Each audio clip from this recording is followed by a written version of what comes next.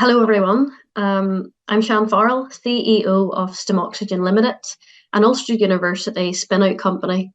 It's my pleasure to present our collaborative efforts with Ulster University, University College London, and the Belfast Health and Social Care Trust. Today, I'm excited to discuss our groundbreaking work towards a promising and novel neoadjuvant approach for pancreatic cancer, a disease renowned for its challenging surgical management and poor prognosis.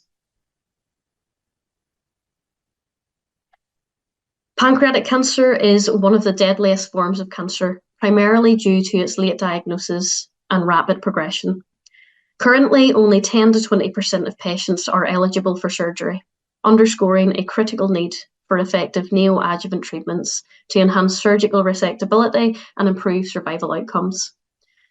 Given that surgery is the only curative option, and with approximately 35% of patients presenting with borderline resectable or locally advanced disease, effective neoadjuvant interventions to downstage tumours are needed more than ever. Such advancements could significantly improve the prognosis for these patients. The unique tumour microenvironment of pancreatic cancer plays a crucial role in its progression and resistance to treatment. This environment comprises a diverse population of cells, including tumour cells, immune cells, blood cells, and the stroma. Together, they create a profoundly hypoxic setting, which further suppresses the immune response, and it contributes to a dense, fibrotic, or desmoplastic tissue structure. Consider this.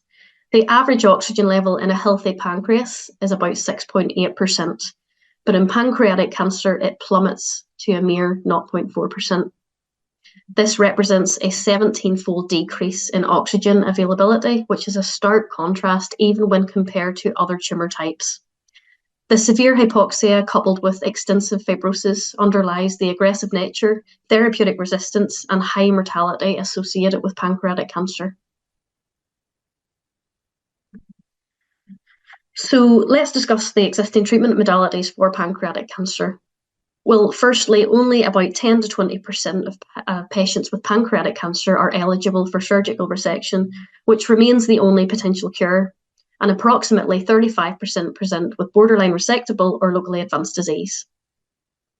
Neoadjuvant therapies designed to shrink tumours before surgery primarily involve chemotherapy. And chemotherapy has shown some success in managing pancreatic cancer by reducing tumour size and improving surgical outcomes. However, the effectiveness of radiotherapy as another adjuvant treatment is significantly compromised by tumour hypoxia. Radiotherapy relies on oxygen to generate free radicals that damage cancer cell DNA. In hypoxic tumours, radiotherapy's effectiveness can be reduced by up to 300%. So our focus today is on addressing the challenge of hypoxia to enhance the efficacy of radiotherapy, making it a more viable option for treating pancreatic cancer in conjunction with existing therapies.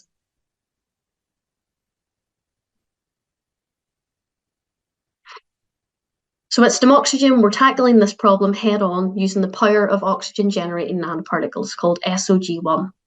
SOG1 is designed with a pH-responsive polymer coating that acts as a protective shield for the oxygen core. We've allowed for the incorporation of additional payloads of choice, and whilst we're not focusing on this at the moment, it opens up possibilities for future pipeline development. SOG1 has been engineered to be administered intravenously. The particles remain intact whilst in circulation, but once they reach the tumour site, the polymer coating will dissolve and expose the oxygen core. And this triggers the instant generation of oxygen within the tumour microenvironment and can supercharge the effects of radiotherapy by up to 300%. So you may be wondering how the nanoparticles actually reach the tumour site. Well, delivery of therapeutic compounds to the desired area is a major challenge in many diseases, particularly pancreatic cancer. So converting medicines to the nano range can offer unique features such as improved drug localization and overall improved drug efficacy. The nanoparticles can target cancer by simply being accumulated and entrapped in the tumour microenvironment, and this is called the enhanced permeation and retention effect, normally abbreviated to the EPR effect. So healthy blood vessels have narrow endothelial junctions, whereas conversely, Tumour angiogenic vessels have leaky vasculature with large intracellular pores and interrupted endothelium. So with nano-sized formulations, with a size of around 200 to 700 nanometers, they are able to penetrate much more into tumour tissues through the leaky vasculature than the healthy tissue. So in the tumour, nanoparticles will remain trapped due to higher interstitial pressure, ineffective lymphatic drainage, coupled with lower intravascular pressure. So let's delve into some critical data that highlights the impressive potential of our technology, SOG1. So this experiment involved mice implanted with BXPC3 human xenograft pancreatic cancer tumours, which are known for their high levels of hypoxia. The objective here was simple: to measure the oxygen levels within these tumours before and after the intravenous administration of SOG1. So first, we established BXPC3 pancreatic tumours on the backs of mice, and we allowed them to grow to the required size. Next, we measured the baseline oxygen levels within these tumours, providing us with a clear starting point and reference. Then, we proceeded with the key step, administering the treatments intravenously as indicated by the red arrow. And we had two distinct groups. So the control group received distilled water, which did not result in any change in tumour oxygenation. But the experimental group, which received SOG1, well, immediately following administration of SOG1, we observed a dramatic and sustained increase in oxygen levels within the tumours over a period of 40 minutes. So this data compellingly demonstrates that we have successfully oxygenated the tumours, temporarily reversing the hypoxia in the BXPC3 pancreatic cancer model. So next, we aim to determine if SOG1 could enhance the effects of radiotherapy, particularly in the highly hypoxic and radio-resistant BXPC3 human xenograft pancreatic cancer model.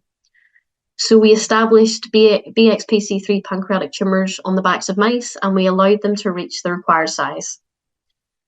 The mice were then divided into 4 treatment groups: untreated, SOG1 alone, radiotherapy alone, and a combination of SOG1 and radiotherapy.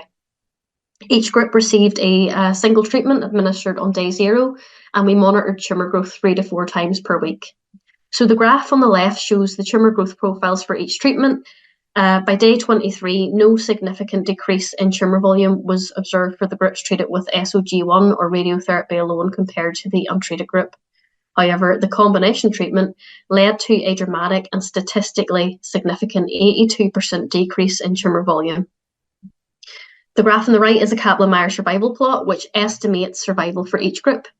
All mice in the untreated SOG1 and radiotherapy groups reached the endpoint by day 38. In contrast, the survival probability for the combination treatment group was 100% until day 44, with the final subject reaching the endpoint on day 65. These results suggest that SOG1 significantly enhances the efficacy of radiotherapy in treating pancreatic cancer, offering promising potential for improving patient outcomes, especially in a neoadjuvant setting. So we actually investigated the Abscopal effect using a bilateral pancreatic syngeneic tumour model, and this was a preliminary experiment. The Abscopal effect refers to a phenomenon where localised treatment of a tumour also leads to regression of untreated distant tumours. So here we treated one tumour with radiotherapy, with and without SOG1, and we monitored the growth of both the primary treated and the secondary untreated tumours. So this figure represents tumour volume at the study endpoint and demonstrated that the combination of SOG1 and radiotherapy not only delayed the growth of the primary treated tumour, but it also significantly slowed the growth of the secondary untreated tumour. So what's the implication here? Well, these preliminary results suggest that SOG1 may overcome the immunosuppressive pancreatic tumour microenvironment and enhance the systemic anti-tumour response, offering potential benefits in treating metastatic disease. In conclusion, SOG1 has demonstrated its potential to overcome the hypoxic challenge that hinders effective treatment of pancreatic cancer. And I will now leave you with this. By significantly enhancing radiotherapy efficacy, does this present a novel neoadjuvant approach? And furthermore, could the powerful Abscopal effect of SOG1 enhance radiotherapy-mediated treatment of metastatic disease? So I'd like to thank you for your attention, and if you do have any questions, please do reach out to me via email at sian.farrell@stemoxygen.com, and I'm also available on LinkedIn if you would like to connect there.